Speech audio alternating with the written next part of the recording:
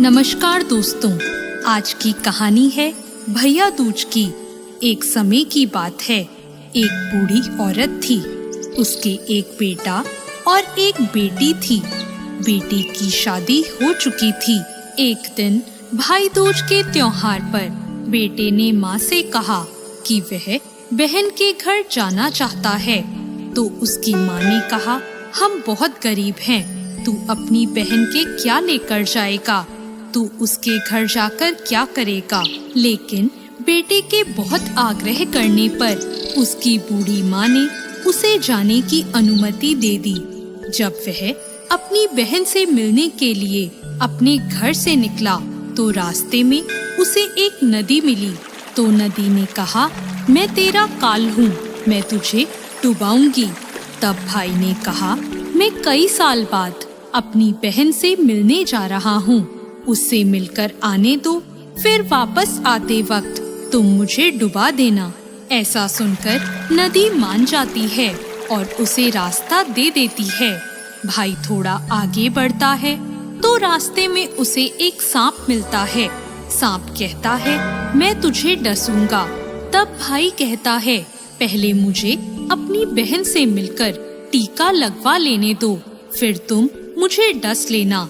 फिर सर्प भी उसे रास्ता दे देता है। आगे जाते समय उसे जंगल में एक शेर मिलता है। शेर कहता है, मैं तुझे खाऊंगा। तो भाई उसे भी वही कहता है, मैं पहले अपनी बहन से तिलक करवा लूं, फिर लौटते वक्त तुम मुझे खा लेना। शेर भी उसे रास्ता दे देता है। अब भाई अपनी बहन के घर पहुंच जाता है और वह अपनी बहन को आवाज लगाता है। बहन उस वक्त सूत काट रही होती है। तब उसका सूत बीच में ही टूट जाता है। ऐसी मान्यता है कि यदि सूत काटते वक्त सूत बीच में टूट जाए तो जिस बहन के इकलौता भाई होता है वो जब तक सूत जुड़ नहीं जाता वो बोलती नहीं है। भाई की आवाज सुनकर जब बहन कोई जवाब नहीं देती तो उसका भाई घर के बाहर खड़ा सोचता है कि मैं बहुत गरीब हूँ, शायद इसलिए मेरी बहन मुझसे बात नहीं करना चाहती, मुझे यहाँ आना ही नहीं चाहिए था। ये सोचकर वो वापस जाने लगता है।